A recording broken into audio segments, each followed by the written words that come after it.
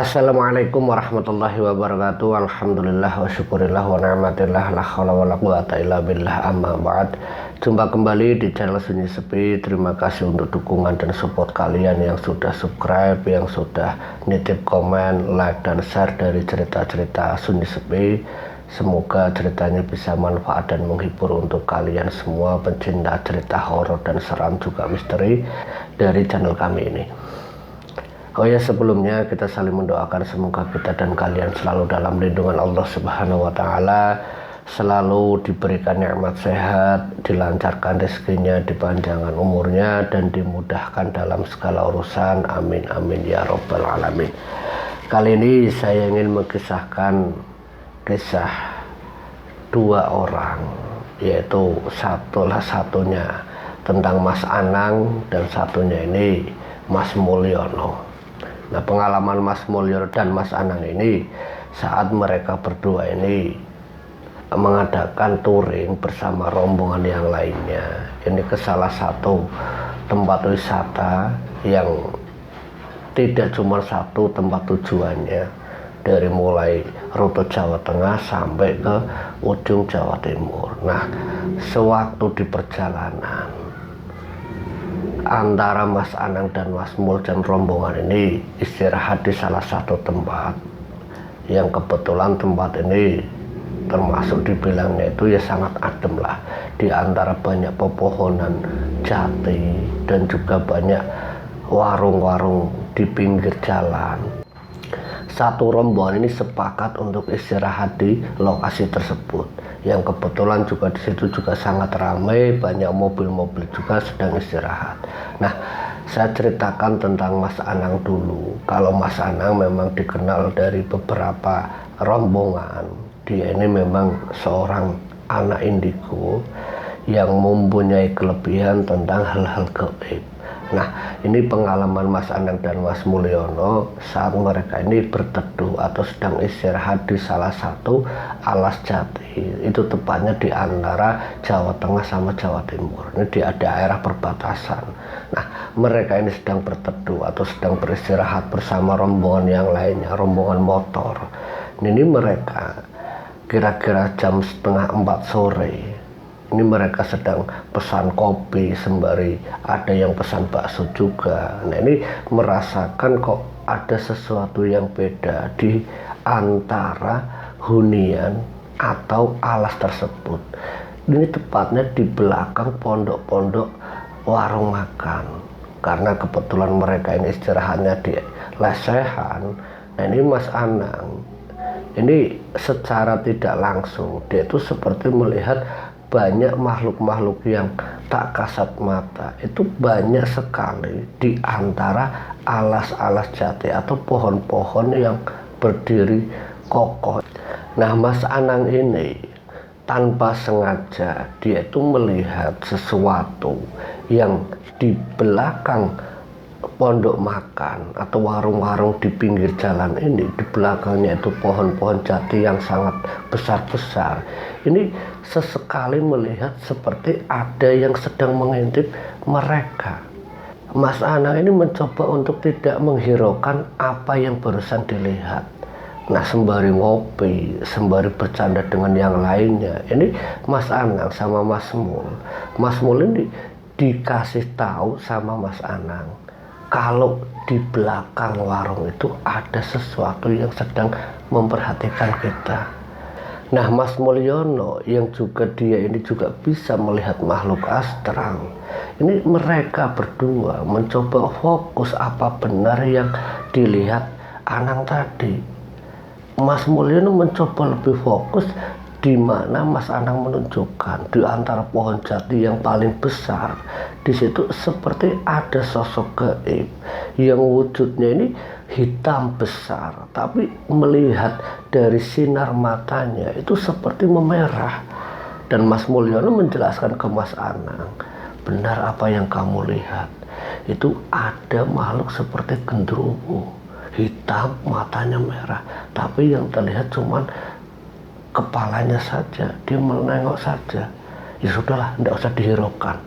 Nah, Terus mereka ini sembari ngopi, sembari pesan makanan, karena mereka kelelahan sepanjang perjalanan dari pagi ini baru istirahat. Nah, mereka ini sembari ngobrol, tapi sorot mata merah yang tajam tadi itu seperti tidak henti-henti menatap mereka. Nah, Mas Anang sama Mas Mul ini mencoba mengingatkan ke yang lain untuk cepat-cepat istirahatnya. Nah, singkat ceritanya, setengah jam berlalu. Mereka bayar semua pesanan-pesanannya, tapi ada satu yang ganjil.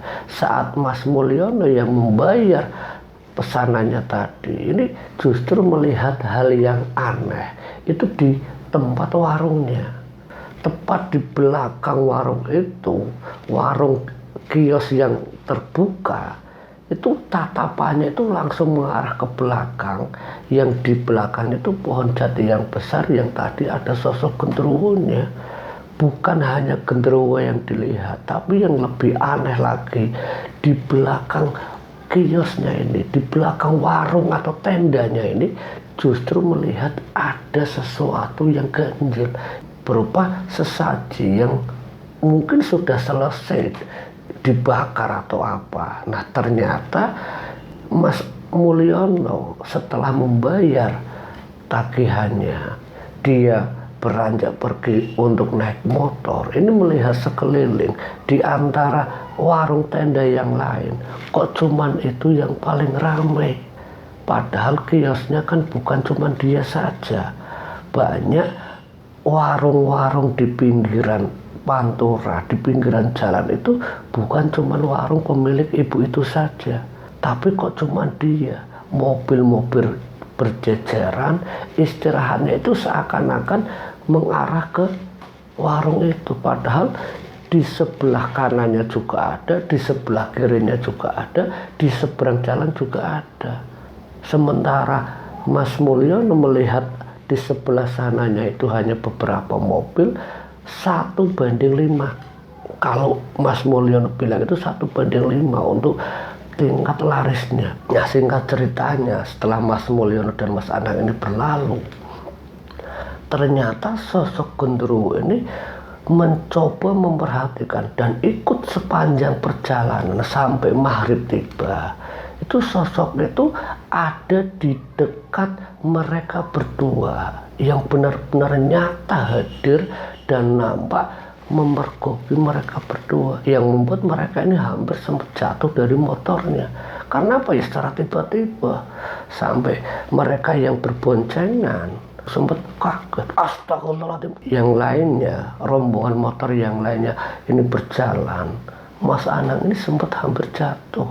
Nah, sesampainya di salah satu masjid, istirahat di sana sembari sholat dan yang lainnya, Mas Anang sama Mas Mulyono ini cerita mereka berdua, apa ini tadi? Kenapa kita dilihatkan hal seperti itu? Nah, setelah mereka ini ngobrol, ternyata sosok itu menunggu di depan masjid. Sosok itu menunggu. Ternyata mereka ini tidak terima kalau sosok itu diketahui oleh halayak umum, apalagi sama Mas Mulyono sama Mas Anang. Padahal mereka ini tidak cerita ke siapa-siapa kalau warung yang mereka tadi istirahati, yang mereka tadi bayar itu, dia tidak cerita kalau itu menggunakan penglaris atau bersekutu dengan iblis, itu tidak. Nah, setelah turun dari sholatnya, mereka ini langsung bergegas untuk menuju ke salah satu tempat yang memang malamnya ini khusus mau dituju ke salah satu tempat. Di kira-kira jam 7:30-nya mereka sudah sampai di lokasi. Ini malamnya ini benar-benar terasa sama Anang sama Mas Mulyono. Mereka benar-benar merasakan hawa yang tidak seperti biasanya. Dingin ya dingin, tapi tidak sedingin itu. Yang lebih membuat Anang ini semakin detak jantungnya bergetar, seperti punya firasat kalau ada yang tidak beres di antara rombongan kita. Dan dugaan tersebut ternyata benar. Saat rombongan ini sedang asik-asiknya bersuah foto, ada yang sudah sembari lesehan menggelar tikar dan sebagainya, ini ada salah satu temannya yang tiba-tiba itu kesurupan. dan kesurupannya ini benar-benar membuat satu rombongan yang totalnya ini ada 16 orang ini benar-benar membuat kepanikan. Nah, mereka yang tahu tentang Anang, kalau dia itu punya kelebihan, hal-hal gaib dia memang tahu, ini menuju ke Anang. Anang, tolong itu Anang, Azam kenapa? Nah, Anang menjelaskan kalau di balik Azam yang secara tidak sadar, dia itu seperti dirasuki makhluk yang dilihat tadi. Ternyata sosok genderuwo itu benar-benar ingin mengganggu perjalanan mereka. Nah, Mas Mulyono yang memang tahu juga kalau di situ ada sosok genderuwo yang merasuki tubuh Azam. Nah, hanya mereka berdua ini sembari berzikir, berdoa. Nah, Anang meminta yang lainnya ini untuk baca istighfar sekaligus sholawat. Saya minta sama kalian semua, tolong bantu doa, zikir, istighfar sama sholawat saja. Dan barokahnya kalian hadiahkan untuk Azam. Semoga Azam bisa sembuh dengan barokah sholawat ini. Iya. Nah, di situ yang tadinya mau rame-rame, yang sedang suah foto, yang sedang asik-asiknya main gitaran, semuanya itu langsung terhenti. Seketika terhenti karena apa ya? Azam ini berontak seperti hendak melawan semuanya. Dan bahkan kalimat-kalimat yang terucap ini benar-benar bukan Azam, bukan yang dikenal. Karena ya mereka semua itu seperti diusir. Pergi semua kalian dari sini. Ini tempatku, ini wilayahku. Jangan ganggu ketenanganku. Jangan ganggu tempatku. Nah, Anang yang mendengar kalimat tersebut ini mencoba menetralkan pengaruh gaib yang ada di dalam tubuh Azam. Alhamdulillah, dalam kurun waktu hampir 15 menit Azam ini yang berontak-berontak tiba-tiba pingsan, dan pingsannya ini membuat Azam itu sadar. Sosok itu lepas. Nah, Azam setelah sadar itu ditanyakan kalau dia tidak merasakan apa-apa. Nah, teman-temannya ini nanya sama Anang, sebenarnya ada apa, Nang? Dijelaskan sama Anang kalau di balik tubuh Azam yang kesurupan ini ada sosok genderuwo yang masuk ke tubuh Azam yang menginginkan agar satu rombongan ini pulang saja, jangan melanjutkan. Karena bila dilanjutkan ya akan mendapatkan petaka atau bencana. Tapi waktu itu Azam yang sudah sadar, Anang dan Mas Mulyono ini menjelaskan kalau sebenarnya sosok itu yang kita lihat tadi. Anang menjelaskan ke teman-temannya kalau sosok genderuwo itu tadi sudah dilihatnya sejak habis sholat asar dan mampir di salah satu pinggiran Pantura. Dan di belakangnya itu ada alas jati. Kalian ingat gak? Iya, kenapa? Nah, di situ awal mula saya melihat mata merah dengan wajah hitam semuanya. Ya, sosok itu yang masuk ke dalam tubuh Azam. Dan ternyata sosok itu menginginkan agar satu rombongan ini balik. Nah, terus gimana, Nang? Kita lanjut apa enggak? Ya, kita udah nyampe di sini, tinggal beberapa langkah lagi kita bakal sampai ke ujung kota. Kita mau lanjut apa enggak? Ya terserah kalian. Kalau kita sih kepinginnya lanjut. Nah, Mas Mulyono ngasih saran, udahlah lanjut aja, enggak apa-apa.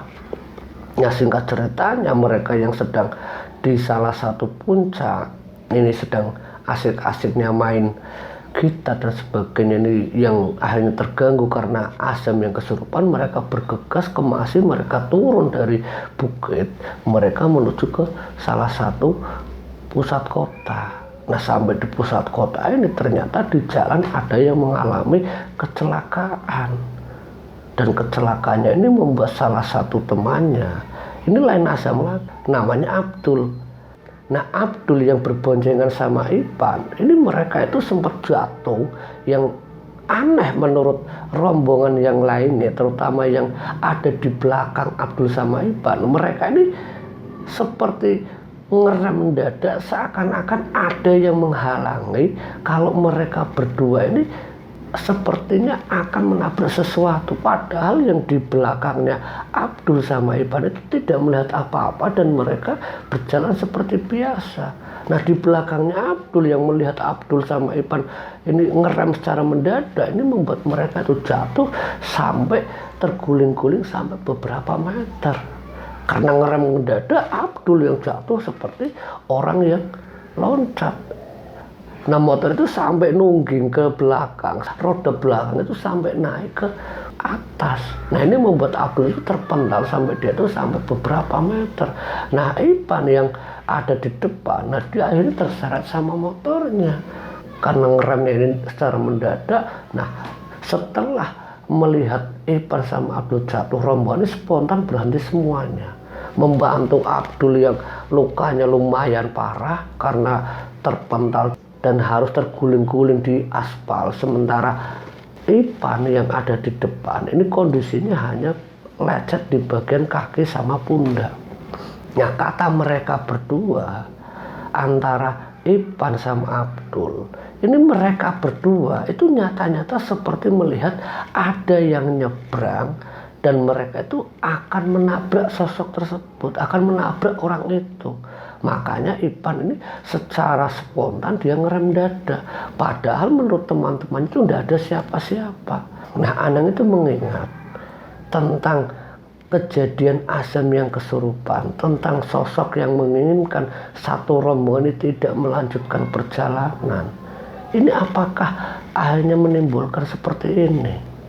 Nah, Anang sama Mulyono ini melakukan mediumisasi dengan sosok yang barusan lewat. Ini siapa? Yang dilakukan Anang meminta sama Mulyono untuk berdiam, untuk bisa menarik sosok gaib itu ke tubuh Mulyono. Nah, setelah Mulyono ini sudah dalam keadaan tidak sadar, seperti dijadikan mediator, itu terungkap kalau ternyata sosok gaib itu disuruh oleh sosok genderuwo tadi. Maksudnya apa? Karena salah satunya ternyata di antara Ipan sama Abdul sewaktu istirahat di Pondok Alas Jati tadi, ini mereka tanpa sengaja mengencingi pohon jati. Di antara salah satunya ini ada yang mengenai beberapa gaib di lokasi tersebut. Nah, ini mereka hanya tidak terima, yang membuat sosok genderuwo yang bermata merah itu marah terhadap beberapa rombongan. Setelah keluar medium itu selesai, hanya Abdul sama Ipan ditanya, apakah di antara kalian Abdul sama Ipan ini melakukan sesuatu yang tidak kita ketahui? Ya, kita tidak melakukan apa-apa. Maksudnya gini, apakah kamu di waktu tadi habis sholat asar di warung Alas Jati tadi kamu itu kencing sembarangan? Nah, ternyata Abdul yang mengencingi di belakang pondok atau warung Alas Jati tadi. Abdul mengencingi satu pohon jati yang tidak tepat di belakang warung tadi, cuman agak jauh, yang tanpa diketahui oleh siapapun selain Ipan. Nah, ini terungkap kalau sebab kencingnya sembarangan ini membuat salah satu penghuni di Alas Jati itu marah, yang membuat bencana terhadap mereka berdua. Nah, melihat kondisi Abdul yang agak parah, terus Ipan juga dalam kondisi yang tidak bisa bawa kendaraannya, hanya mereka semua ini tidak jadi melanjutkan ke pusat kota, tapi mereka mencoba mencari bantuan lewat puskesmas terdekat. Dan waktu itu kira-kira itu jam 10:30 malam, sudah hampir sampai. Kondisinya jam 10:30 malam, yang tujuannya mau malam-malamnya itu sampai di tengah kota itu jam 12 malam. Nah, besoknya mau melanjutkan acara tertentu, tapi karena keadaan Anang, nah karena keadaan Ivan dan Abdul yang kondisinya parah, mereka mencari tempat di mana puskesmas itu ada atau rumah sakit. Nah ketemulah rumah sakit. Nah setelah di rumah sakit mereka berdua dirawat, sementara kondisi motor Ivan ini memang agak rusak. Karena apa ya, posisi ngarep mendadak, setang motornya ini memang agak bengkok, nggak bisa disetang secara normal. Nah akhirnya satu malam itu mereka menginap di rumah sakit itu. Nah singkat ceritanya, esok harinya yang mereka tuju ini ada salah satu acara di kota besar itu, mereka hanya membatalkan. Nah hanya mereka lebih memilih ke bengkel untuk membenarkan atau merapihkan kondisi motornya Ivan. Nah singkat ceritanya setelah kondisi motornya sudah bisa normal kembali, Anang yang boncengkan Ivan, Mulyono yang boncengkan Abdul. Mereka kembali pulang ke kampung. Nah di tengah-tengah perjalanan, mungkin perkiraan hampir 5 atau 6 jam perjalanan, mereka istirahat. Nah kebetulan istirahatnya itu ada di Alas Jati tadi. Mereka satu rombongan yang ada 8 motor ini, entah kenapa mereka itu seperti kelelahan dan ingin istirahat di tempat tersebut. Nah kira-kira itu hampir jam 1 siang. Setelah mereka ini sholat duhur, mereka itu seperti hendak cari makan siang. Itu seperti entah kenapa diarahkan ke arah situ. Anang sama Mulyono pun sampai keheran-heranan, kenapa kita sampai sini lagi. Nah satu rombongan yang secara sadar, loh kita kok di sini lagi, ini gimana? Apa ndak apa-apa? Nah Anang sama Mulyono bilang ndak apa-apa. Dan sekalian saya sama Mulyono ini mau bilang ke penghuni sini kalau kejadian Abdul yang sudah mengencingi pohon jati salah satunya, dan saya yang memang tahu hal-hal kayak gitu, ya saya mau poyan kalau saya mau mohon maaf karena sudah salah apa yang dilakukan oleh Abdul tentang mengencingi salah satu pohon jati yang ternyata di situ ada penunggunya. Nah sekitar hampir 1 jam mereka itu istirahat ngopi, dan ia melihat juga kalau di belakang pondok atau warung itu ya memang ada penglarisnya. Tapi waktu itu mereka satu rombongan ini memang tidak di warung itu, mereka lebih memilih ke warung yang lainnya. Nah Anang sama Mulyono ini pamitan atau poyan sama ke yang lainnya ini untuk meminta izin agar mereka ini untuk jalan-jalan di belakang warung, yang kebetulan Alas Jati ini memang lokasinya agak tinggi. Warung itu seperti di bawah pohon jati ini. Nah mereka berdua naik di belakang di antara pohon-pohon jati ini. Mereka ini seperti sedang membaca doa atau sedang mediumisasi ataupun komunikasi sama penunggu di situ. Nah setelah beberapa menit, mungkin kisarannya hampir 15 menit, Anang sama Mulyono balik lagi ke rombongan. Nah bilang sama ke rombongan, sudah ndak apa-apa, tapi kita balik saja lah, ndak usah kita kemana-mana.